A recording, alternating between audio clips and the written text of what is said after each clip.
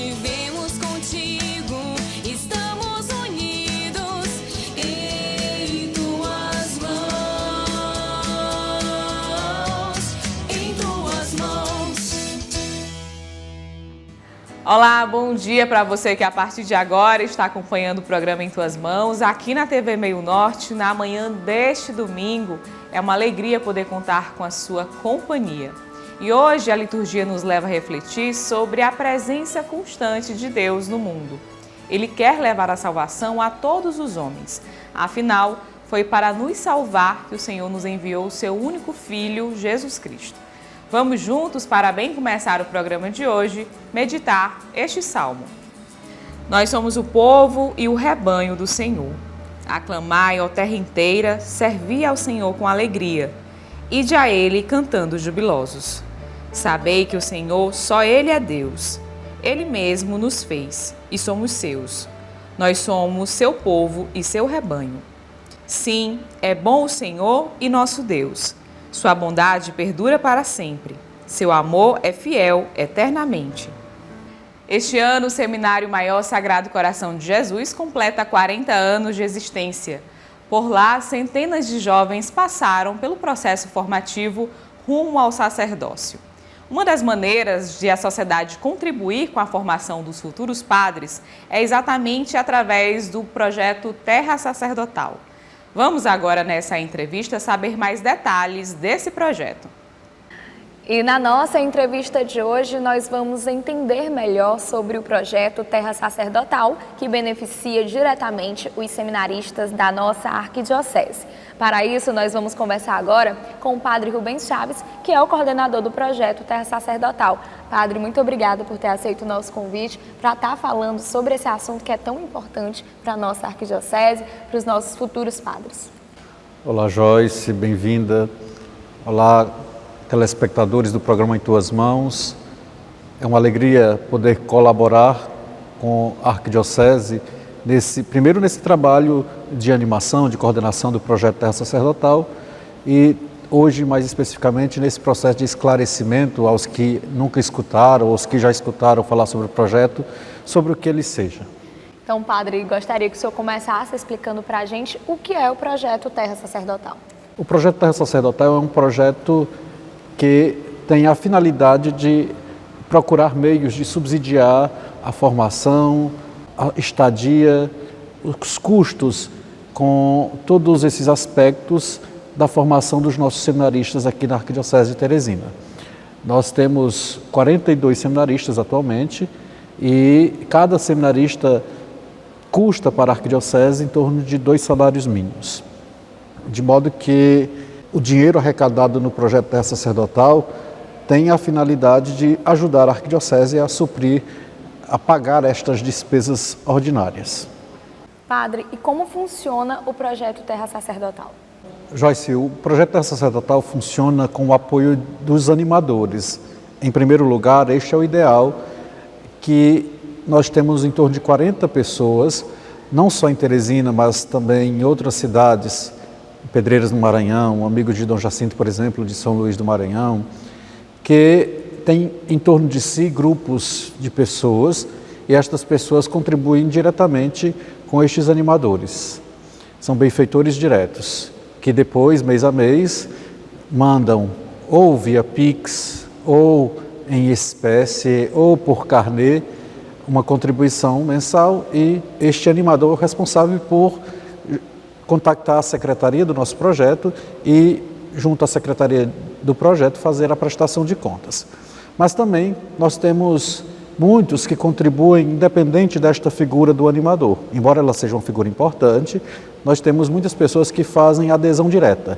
E estas pessoas entram em contato diretamente com a secretaria do nosso projeto. Tem a secretária Laila e ela é a responsável direta por organizar, gerenciar todo esse controle no que diz respeito às entradas, saídas, o controle do número dos benfeitores do nosso projeto. E é assim, as pessoas entram, fazem o cadastro, mandam a sua ficha, se faz o cadastro e estas pessoas passam a partir de aí ser consideradas benfeitoras do projeto Terra Sacerdotal e contribuem mensalmente com uma quantia que o seu coração convidar a contribuir. Padre, e como se tornar um benfeitor desse projeto Terra Sacerdotal? Joyce, os modos são distintos. Repito, a figura do animador, existente em muitas paróquias, áreas pastorais, diaconias de nossa arquidiocese, mas para além dela. Mas, para facilitar, o modo mais rápido de se tornar um benfeitor do projeto Terra Sacerdotal é entrando em contato com a secretaria do nosso projeto, que funciona lá no Centro Pastoral Paulo VI, na sala 17, de 7 da manhã a 1 da tarde. Eu não posso ir ao Centro de Pastoral Paulo VI para fazer a inscrição em loco, mas eu posso entrar em contato via WhatsApp, falar com a Laila, a nossa secretária.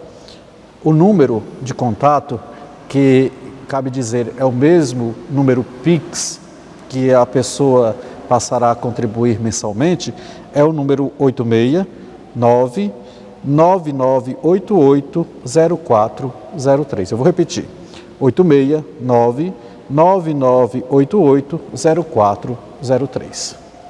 E por que é tão importante que toda a igreja contribua para a formação dos nossos futuros sacerdotes? Joyce, como nos recorda a própria carta de São Paulo aos Coríntios, a igreja é um corpo. A igreja é formada de muitos membros, de modo que nenhum corpo vive sem o outro. A igreja não vive sem a colaboração e sem a pertença a ela dos fiéis leigos, dos sacerdotes, dos religiosos, das religiosas, de todos os batizados que a compõem. Todos nós queremos em nossas comunidades, e eu creio que essa voz é uníssona, todos nós queremos ter padres em nossas comunidades. Eu costumo brincar que não existe uma fábrica de padre muito fácil.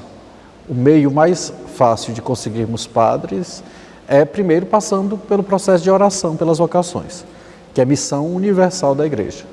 E as vocações não são estritamente as vocações sacerdotais. E depois, outro meio é, quando um jovem se desperta para uma vocação específica, como é a vocação ao sacerdócio ministerial, como a vocação à vida religiosa, a igreja como um todo se torna corresponsável nesse processo. E a corresponsabilidade, repito, passa pela oração, a súplica incessante, pela perseverança daquele que dá este passo da fé, mas também o compromisso sincero de procurar meios de sustentação financeira. Não é sem custo que a arquidiocese abraça estes jovens que se apresentam para pensar a sua vocação rumo ao sacerdócio ministerial. Não é sem custo. Cada seminarista, como eu disse no início da entrevista, custa em torno de 2 salários mínimos, hoje dá R$ 2.600.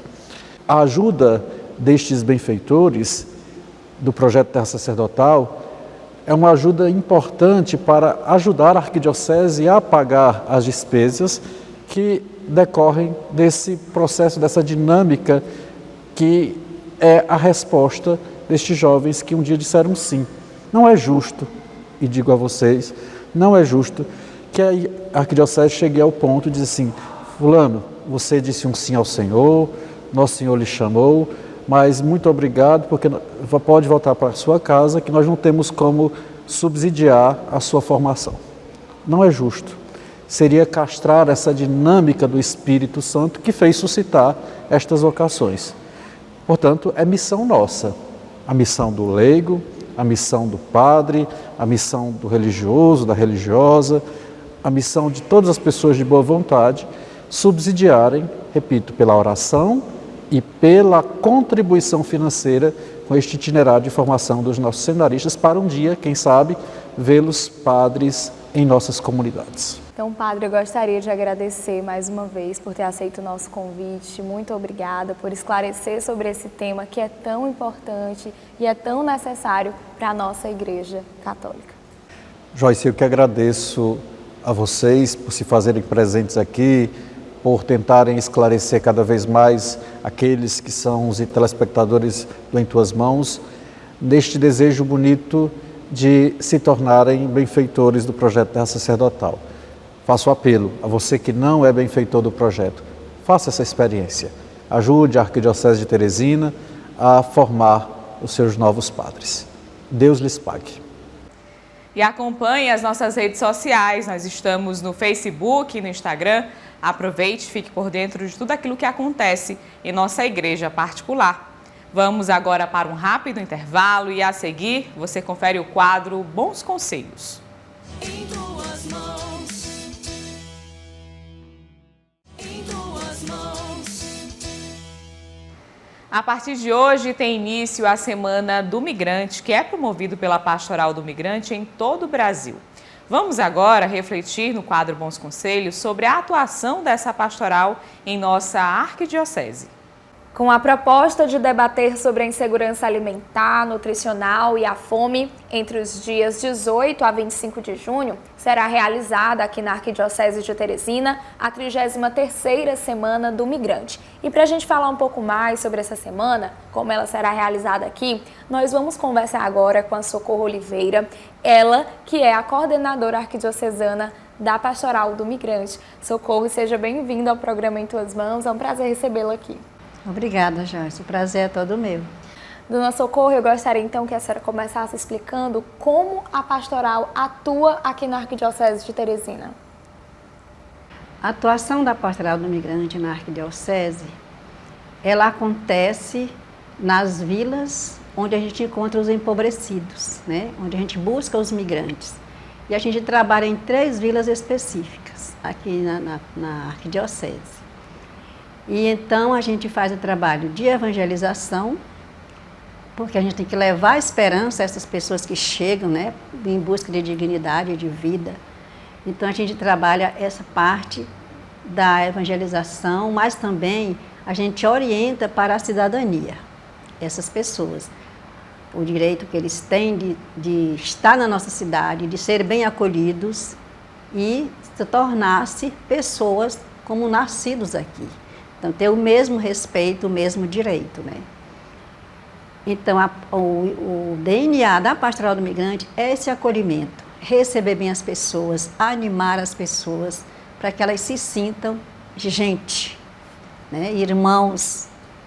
E qual o objetivo da realização dessa Semana do Migrante aqui na Arquidiocese de Teresina? A Semana do Migrante é um momento muito importante para a sociedade, porque é para tornar visível o que é a Pastoral do Migrante e o que ela faz e o que é a vida e a situação do migrante no nosso estado, especificamente na nossa cidade, que a gente trabalha mais com os migrantes internos, né? Os migrantes urbanos.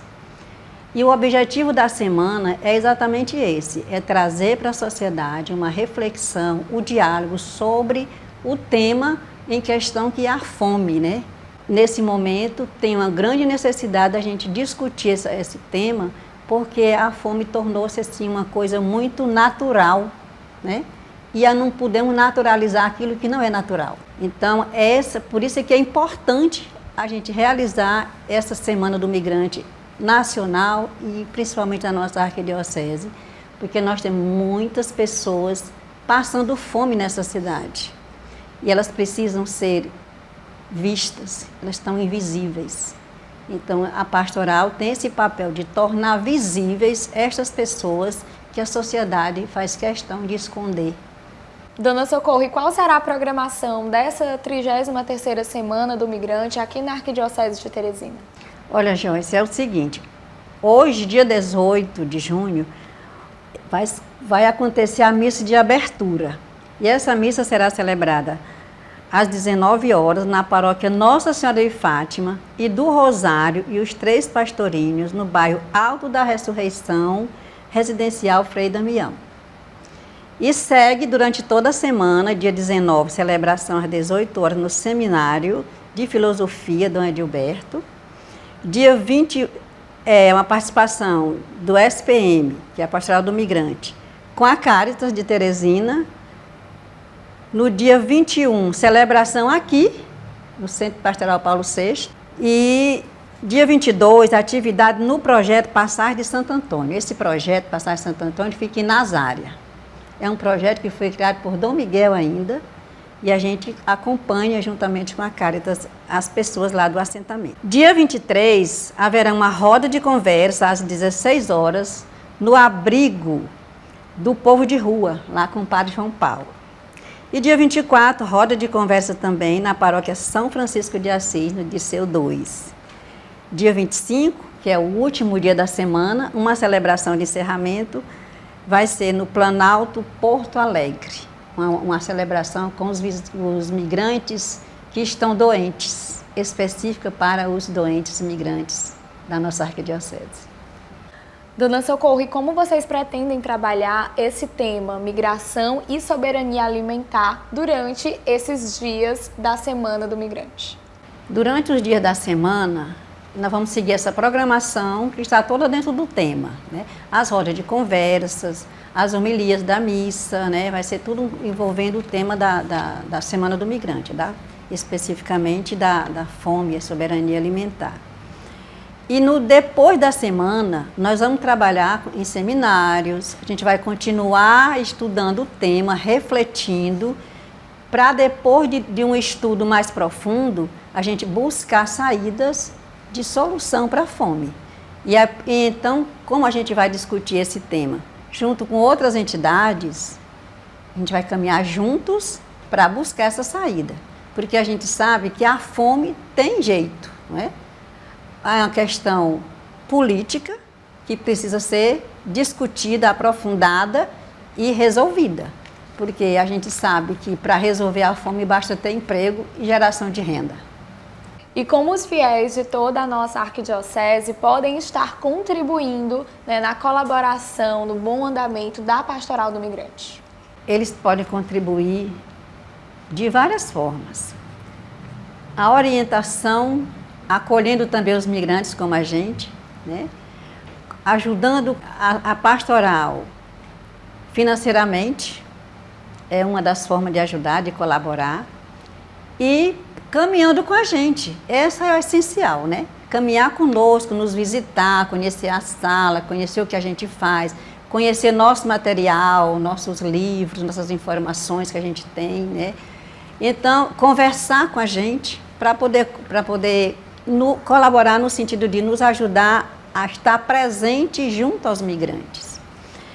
Porque, Joyce, é o seguinte, a Pastoral do Migrante, ela é uma pastoral que é um trabalho bem difícil de você fazer, porque você não acha o migrante em qualquer esquina, mas ele está lá em qualquer esquina. Você precisa descobrir que ele está lá, não é? Então a gente trabalha com os migrantes urbanos, porque lá na periferia a gente sabe a situação dele. Então a gente visita as casas, tem uma semana que a gente tira para fazer visita na comunidade. Depois a gente reúne essas pessoas que a gente encontrou, que vieram de outros estados ou de outras cidades do nosso estado, e aqui estão. Então a gente começa a conversar com elas e você encontra pessoas bem desiludidas, desesperançadas. Então você precisa conversar, animar, levar essa pessoa a um outro espírito e elas levantar, né? Então acontece muito, o nosso trabalho é assim, a gente vai para a periferia, reúne as pessoas, dá orientação sobre a sua cidadania, dá orientação sobre a nossa fé. A palavra de Deus é que fortalece essas pessoas, né? E você não sabe, Joyce, o quanto é difícil a pessoa que passa fome. A gente que visita que sabe. A fome dói, a fome é muito malvada, a fome é um pecado. Mas ela tem jeito. Só precisa a gente seguir a metodologia de Jesus, né? Dai vós mesmo de comer, porque a gente pode fazer isso, cada um pode fazer essa parte. E a outra coisa é o seguinte, a gente precisa orientar as pessoas também para que eles se libertem. Não fique dependendo de cestas básicas, porque a cesta básica não resolve o problema. Então, ele precisa estar orientado para participar da luta do povo da cidade, para se organizar. E é isso que a gente orienta nossas pessoas assim. E dizer também que para resolver o problema da fome, a gente precisa buscar políticas públicas, porque a fome não é só de alimento, mas tem a fome dos direitos, né? Direito à saúde, à educação, ao transporte e principalmente ao trabalho. Então, se as pessoas encontram uma forma de ganhar o seu dinheiro para viver com dignidade, eles vai diminuindo a fome. A fome vai, a gente sabe que não vai acabar com a fome de um dia para o outro, porque ela é uma questão muito antiga. A fome sempre existiu, né? E é fruto sempre da desigualdade. O problema da fome é a desigualdade social. Dona Socorro, eu gostaria então de agradecer a sua participação aqui no programa Em Tuas Mãos. Muito obrigada. Foi um prazer conversar sobre esse tema com a senhora. Joyce, eu que agradeço a participação no programa. Muito obrigada. E lembrando a você que todo o conteúdo exibido aqui no programa Em Tuas Mãos está disponível também em nosso canal no YouTube.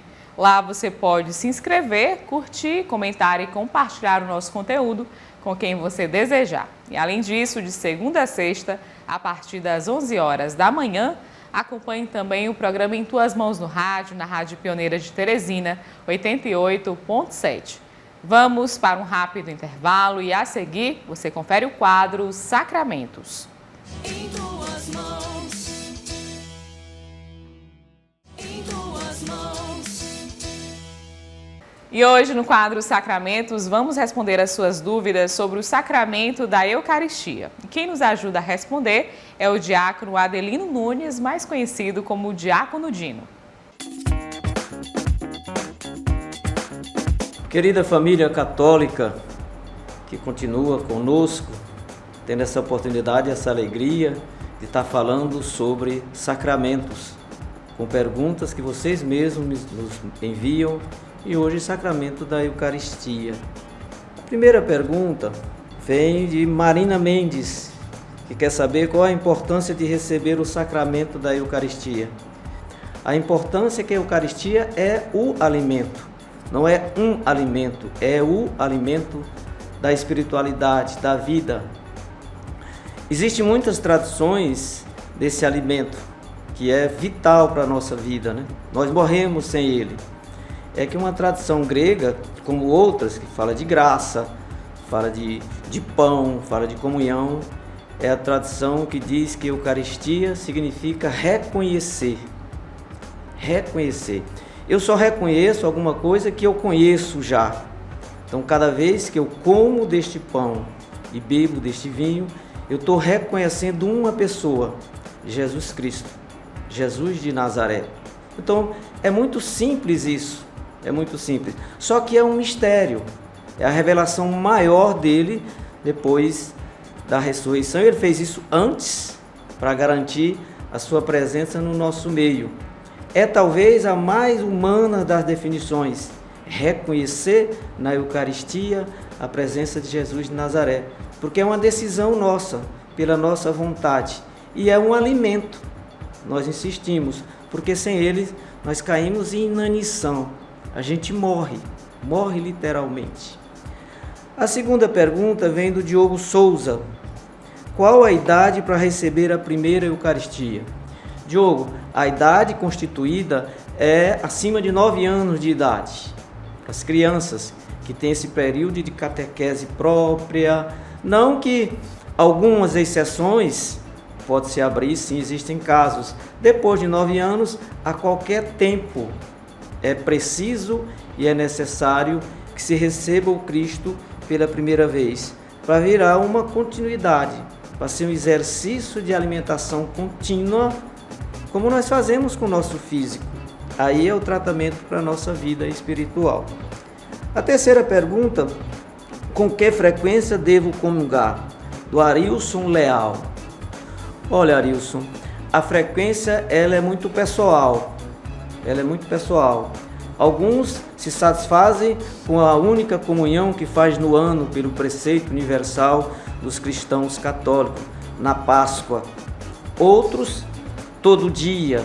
Eu conheço gente na minha comunidade que tem essa graça, essa oportunidade, como hoje estávamos lá celebrando, de comungar diariamente.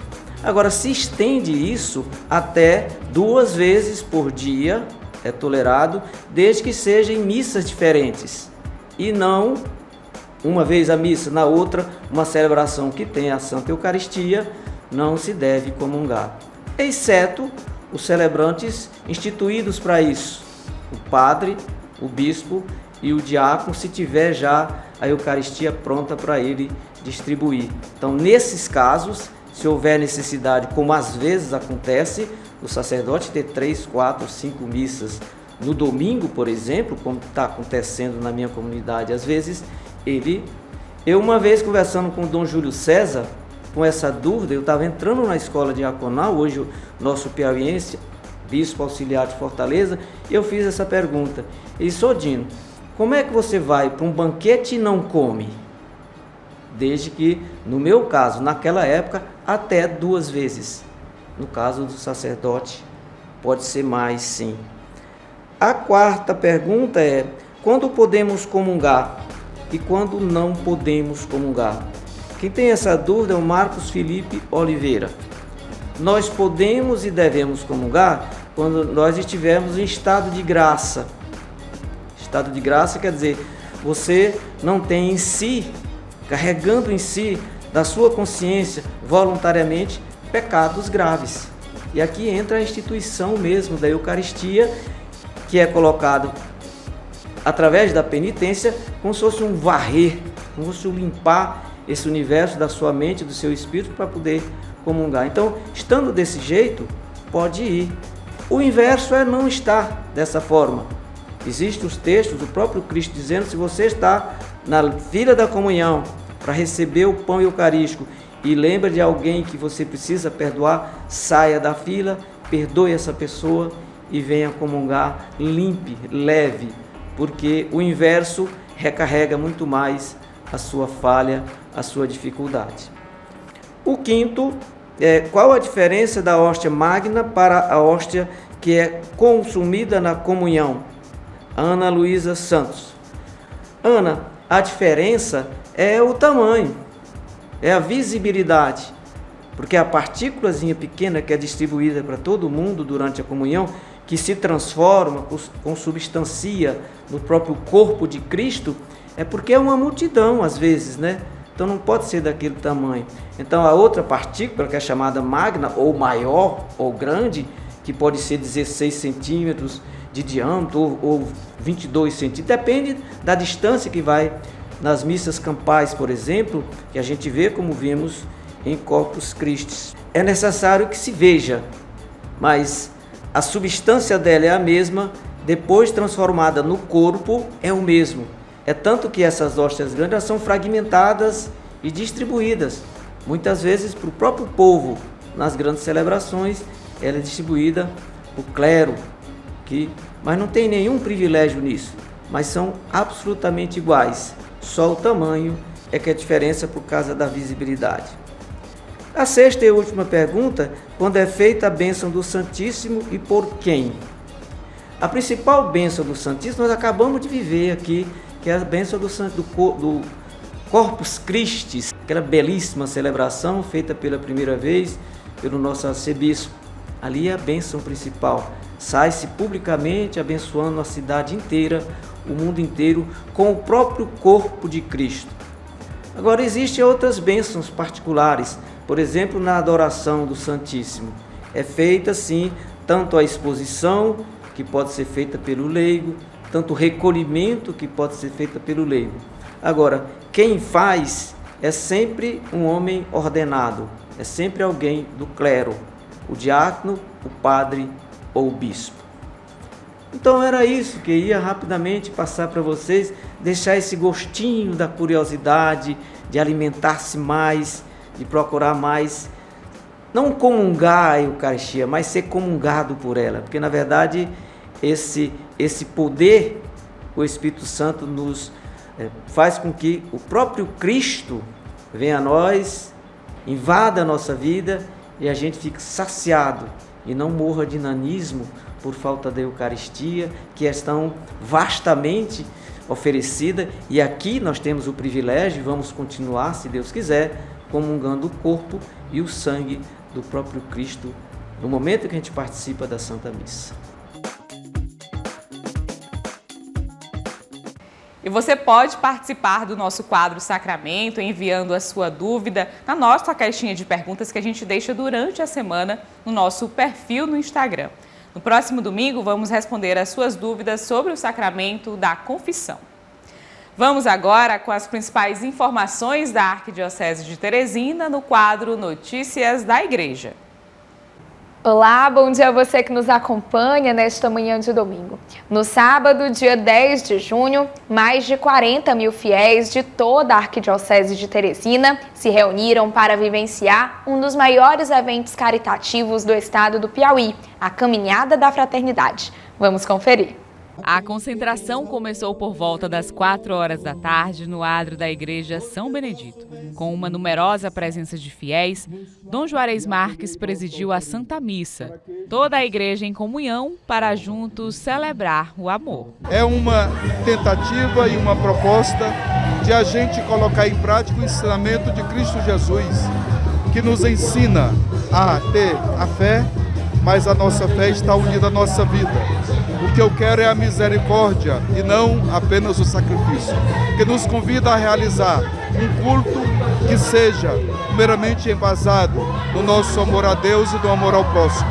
E um culto que não seja só rito, mas que nos impulsione para manifestar através de nossa ação caritativa a misericórdia que é de Deus. E Ele nos convida a tratar aos outros da forma que Ele nos tratou, com amor, com misericórdia e com muito carinho. Esse é exatamente o ponto de partida da caminhada. Daqui a pouco a solidariedade vai invadir a principal avenida de Teresina. Essa é a 28ª Caminhada da Fraternidade. Motivados pela fé, pela alegria, pela fraternidade e também pela confraternização em família, há quem participa em todas as edições da caminhada. Esse encontro entre famílias, né? A contribuição que a igreja dá para as famílias, né? Para as pastorais, né? E é um momento de confraternização das famílias, tá entendendo? Esse amor que a gente fica junto, né? Todo mundo se reúne, né? Então isso é muito bom, essa caminhada, né? Que a gente reúne uma turma, é muito boa essa caminhada. Paramos só no tempo da pandemia, mas estamos aqui de volta. Porque eu gosto muito, desde dos começos que eu sempre venho, e eu gosto de vir para essa caminhada. O amor chamou, eu vou. Esse foi o tema escolhido para esta edição da caminhada. E atendendo ao convite do amor, milhares de pessoas vestiram as cores branco, rosa e verde. É Deus quem chama e Teresina respondeu sim para a manutenção dos serviços às centenas de pessoas que são assistidas pela ação social arquidiocesana. Afinal, todos os recursos obtidos com a caminhada serão destinados à ASA. Minha filha, eu nem digo assim, o amor chamou, eu vou. O amor chamou, eu corro atrás. É o que está acontecendo. Eu repito, eu sou escandalosamente feliz numa cidade que responde, numa cidade que não aceita ser feliz sozinha, numa cidade que partilha, numa cidade que respeita o pequeno. É a caminhada da fraternidade, é patrimônio do povo. Já extrapola os muros da diocese, é nossa, é do povo. O coordenador da Fazenda da Paz também esteve presente na caminhada da fraternidade e fala da experiência em participar em todas as edições do evento. Você precisa de conhecer mais de perto, né, as ações concretas da Arquidiocese. E essa ação, a Caminhada da Fraternidade, tem 28 anos que ela concretamente ajuda os projetos da Arquidiocese. Eu sou muito feliz de estar participando da 28ª. Quando eu cheguei aqui, participei da primeira caminhada e estou aqui até hoje, porque é uma caminhada que a gente vê o resultado dela. Para a Ana Benedita, que é voluntária na organização da caminhada, a experiência de servir é acompanhada do sentimento de gratidão. Eu me sinto agradecida pela oportunidade de poder participar da caminhada. E a caminhada está na rua, está na avenida pelo 2º ano após a pandemia. E é um sucesso, você está vendo aí as pessoas chegando, né? Terminando a Santa Missa, na Puticabana, tudo organizado já. E a gente acredita que vai ser mais uma vez uma caminhada em prol, né, das pessoas mais necessitadas, dos nossos irmãos que mais precisam. Né? Esse chamado de amor que a gente não consegue dizer não. O percurso foi animado pela banda Melhor de Três, formada pelos músicos Flávio Moura, Soraya Castelo Branco e João Cláudio Moreno. No repertório, músicas regionais que faziam referência ao período junino. Tudo para garantir a empolgação dos caminheiros. E não faltou animação nesse público.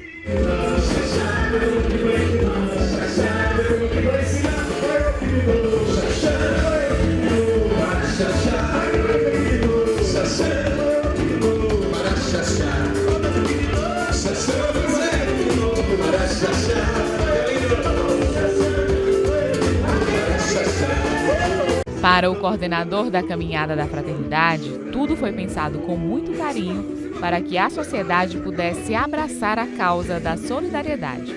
Padre Isaías Pereira agradece a cada pessoa que se dispôs a ajudar. Nosso coração é só alegria, é só gratidão em ver tantas pessoas participando da caminhada. São pessoas que romperam a barreira da indiferença, que abraçaram a causa da fraternidade, que abraçaram o irmão necessitado. Essas camisas coloridas, elas representam tantas pessoas, tantas mãos, a diversidade de pessoas que faz esse evento. E é só por isso que a caminhada continua, porque são muitas mãos juntas trabalhando em prol do bem comum. Priscila participou da caminhada com seu filho e fala da experiência de incentivar a criança desde cedo a buscar as coisas de Deus. É importante para eles já serem inseridos na comunidade religiosa desde cedo, para eles seguirem o exemplo da nossa família, que é católica, praticante. Então, desde pequenininho, eles já vão ser inseridos nesse contexto. Para a Abiné, servir na Caminhada da Fraternidade era um sonho que pôde ser realizado através do EJC. Especial, eu que desde a 12ª Caminhada da Fraternidade nunca perdi uma e tinha esse desejo de um dia servir e hoje estou realizando. Então, se o amor chamou, eu vim. A caminhada percorreu toda a Avenida Frei Serafim, finalizando seu percurso no Parque Poticabana. Ali, a banda católica Missionário Shalom se preparava para o show de encerramento. O grupo, formado por Kessiane, Max e Gustavo, falou sobre a experiência em evangelizar através da música e de fazer parte da Caminhada da Fraternidade. Primeira coisa é entender que é um chamado de Deus, né? Ele que dá o dom e ele nos chama a retribuir esse dom, oferecendo às pessoas, oferecendo aos jovens, né, que é o nosso público-alvo. Assim. Então, acho que o sentido da nossa vida é entender que por amor nós fomos chamadas. E aí, por amor também nós retribuímos, né? E também uma alegria muito grande estar com o povo, né? Estar desfrutando da alegria da juventude, para a gente é um presente também. Eu acho que cada lugar tem a sua particularidade, por isso que aí entra a importância da espiritualidade, porque eu acredito que Deus sempre quer realizar algo novo e diferente em cada lugar que a gente passa. Por isso, a partir de nós, essa abertura de coração ao Espírito Santo para que através de nós ele realize. Sempre uma grande alegria estar aqui, porque tem um povo que ama muito a Jesus, né? E a gente sente na entrega das pessoas no show. Então, estar aqui em Teresina é ser renovado na nossa missão. E nessa caminhada da fraternidade é melhor ainda, porque você vê toda a igreja reunida para bendizer e louvar a Deus. Então, nós estamos realmente no nosso lugar, no lugar que Deus quer que nós estejamos, porque aqui é o lugar onde o amor de Deus será derramado sobre todo esse povo. O grupo embalou o público com as canções que já fazem parte dos eventos da Juventude Católica, marcados por muito louvor e espiritualidade.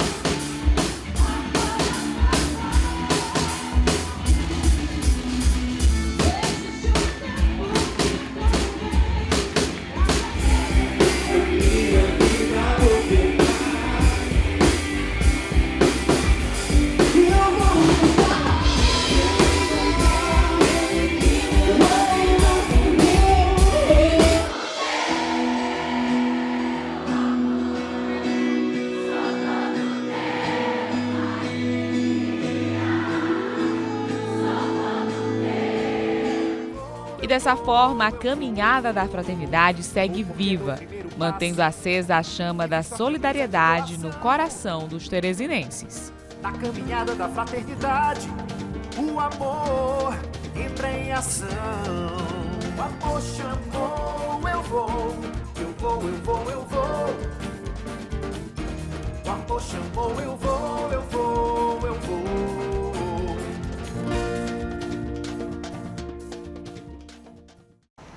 Com uma programação extensa e rica em espiritualidade mariana, no último domingo, dia 11 de junho, foi realizada a Jornada Regional do Movimento de Xanster. Vamos conferir.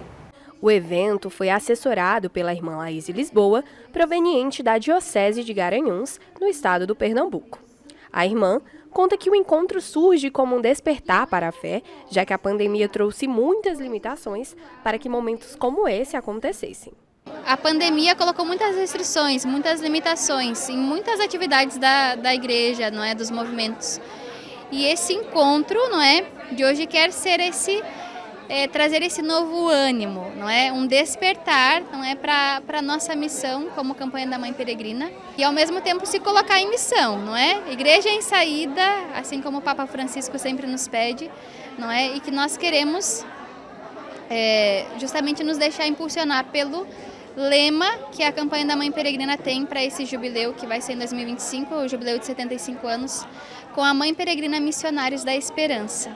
Todos os anos é realizada uma formação para os missionários da Mãe Rainha, mas de acordo com a coordenadora arquidiocesana do movimento, este ano em especial, os devotos de Nossa Senhora manifestaram um maior desejo de participar desse encontro. Você vê que o pessoal está assim, com vontade, com sede de espiritualidade, né? Bastou a gente dizer, vai ter a jornada regional com a nossa irmã, você vê aí o auditório cheio, né, superlotado, porque as pessoas estão com sede de espiritualidade, principalmente o movimento apostólico de Xanster, né? É um movimento conhecido no mundo todo, né? Dona Lurdinha fala ainda sobre a relevância desse momento. O objetivo é fazer com que as pessoas despertem para a fé e retornem para suas comunidades, prontos para evangelizar. Porque vai despertar o povo para a igreja, para Deus, para Nossa Senhora, né? Na evangelização. O povo que sair daqui sai espalhando, né? Sai evangelizando, sai tudo mais animado, né? E passando essa fé e esse amor a Nossa Senhora e a Jesus Cristo. Seu Reginaldo, que participa do movimento do Terço dos Homens, conta que foi motivado a participar da formação ao perceber que muitos irmãos e irmãs de sua comunidade ainda não têm uma vivência na fé. O que motivou mais ou menos a participar desse movimento e desse momento também é ver a quantidade de nossos irmãos e irmãs que ainda não têm uma espiritualidade, não têm uma fé, uma vivência na fé.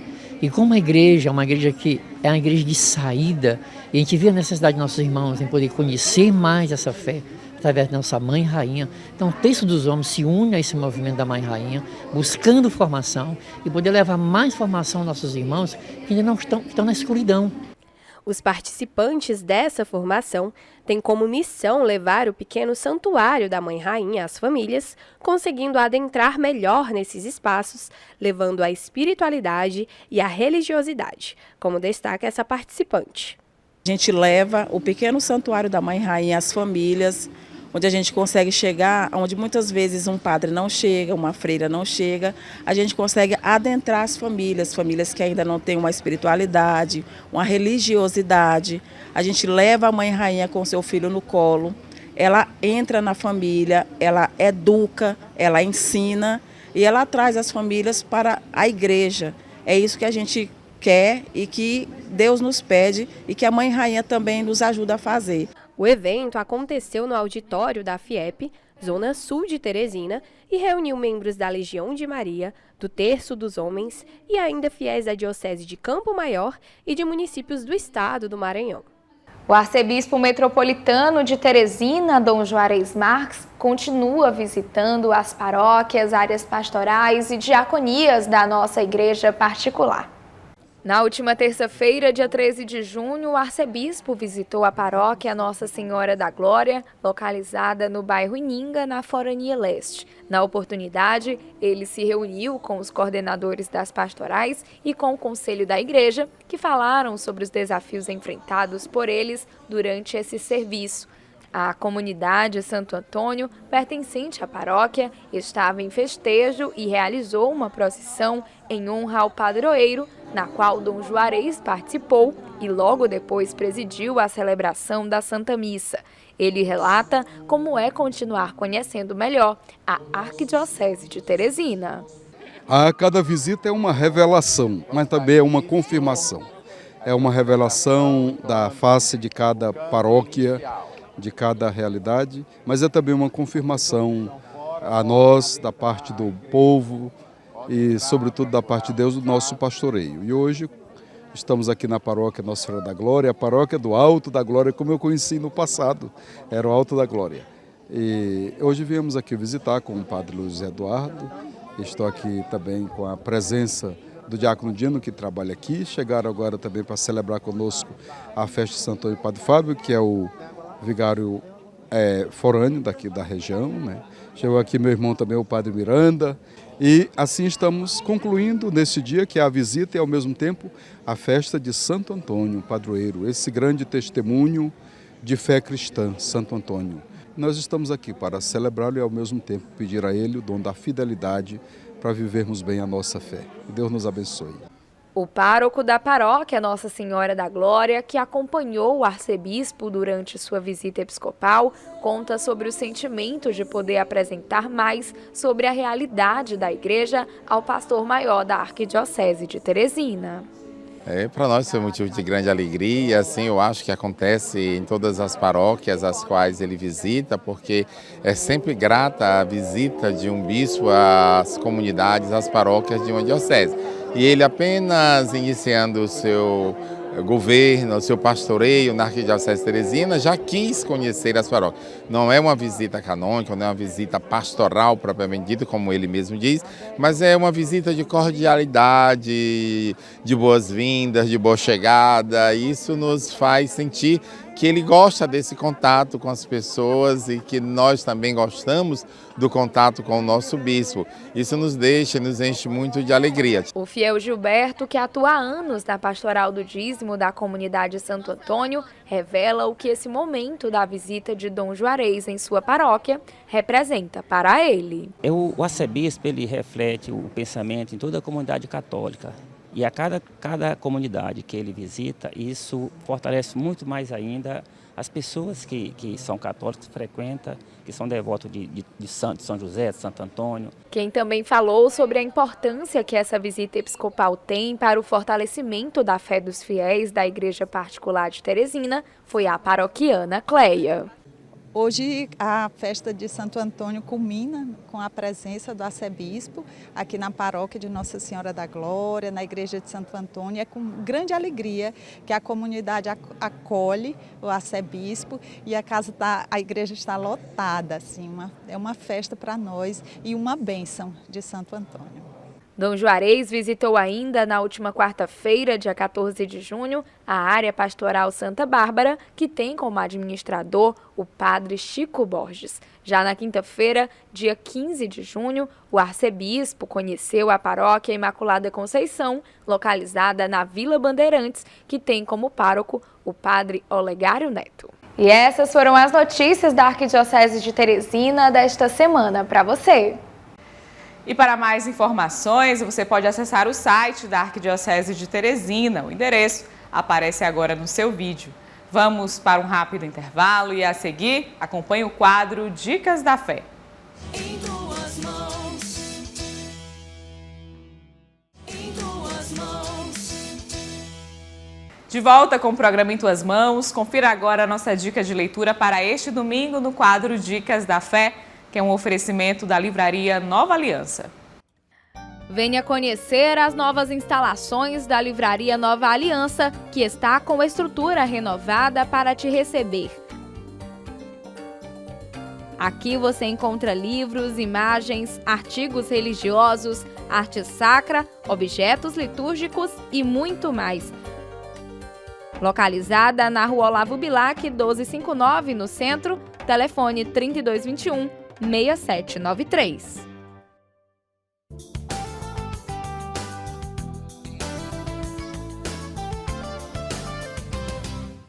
E a nossa dica da fé deste domingo para você é o livro Viver no Espírito, de Francisco de Assis, da editora Vozes.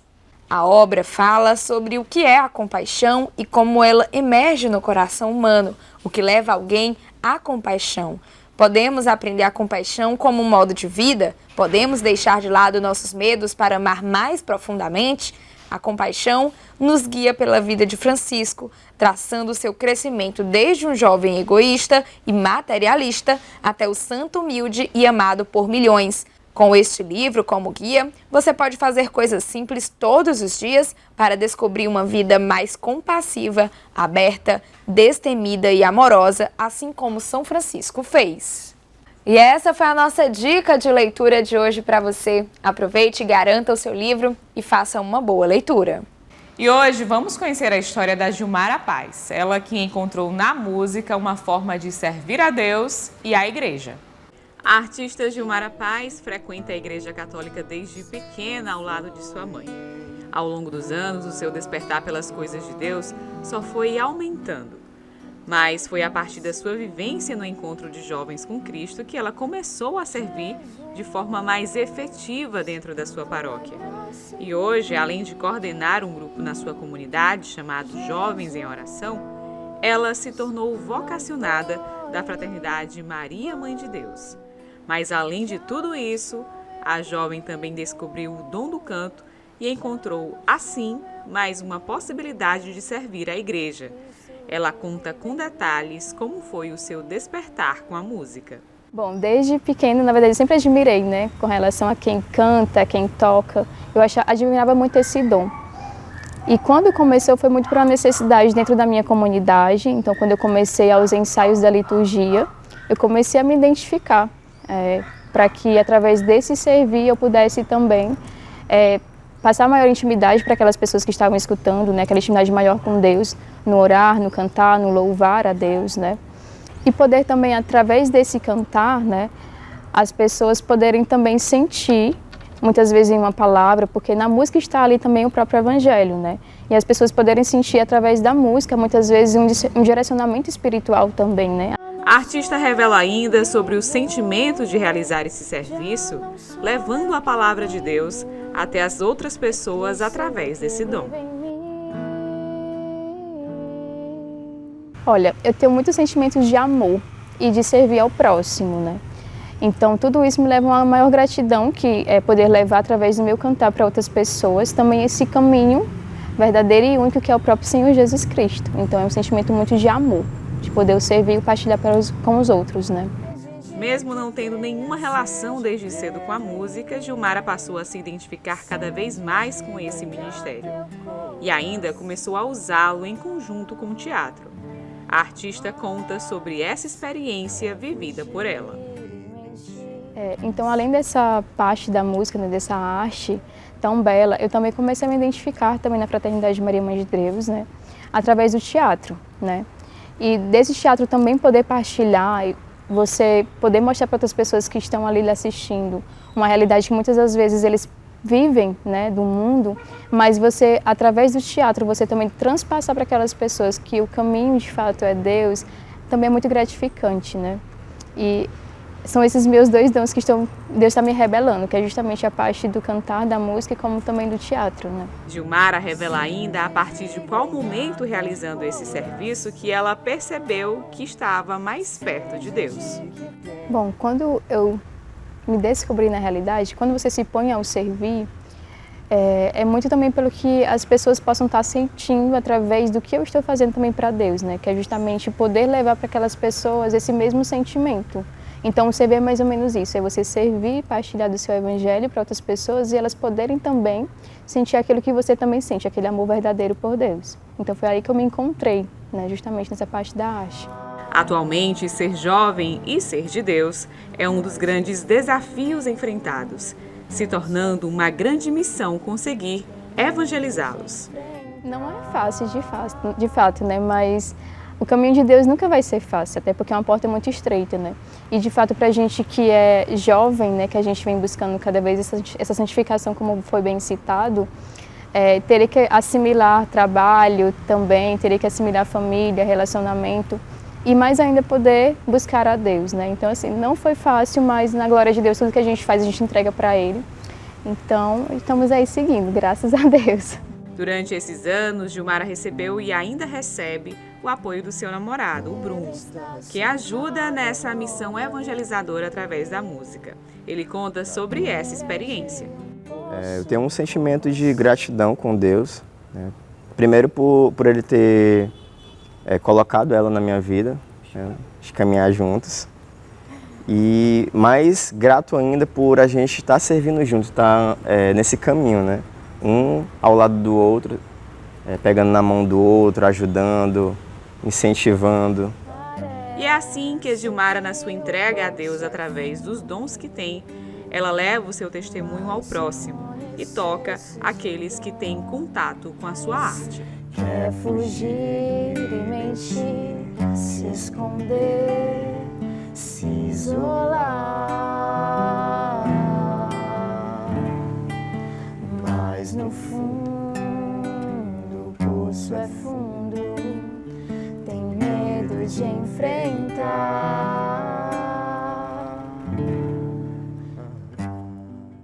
Confira agora a mensagem de nosso arcebispo, Dom Juarez Marques, no quadro Palavra do Pastor, para este domingo.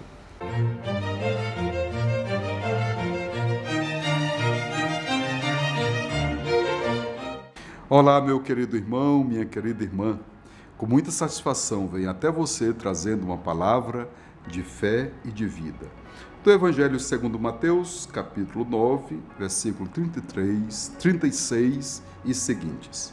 Naquele tempo, ao ver as multidões, Jesus encheu-se de compaixão por elas, porque estavam cansadas e abatidas, como ovelhas que não têm pastor. Então disse aos seus discípulos: a messe é grande, mas os trabalhadores são poucos. Pedi, pois, ao Senhor da messe que envie trabalhadores para a sua colheita.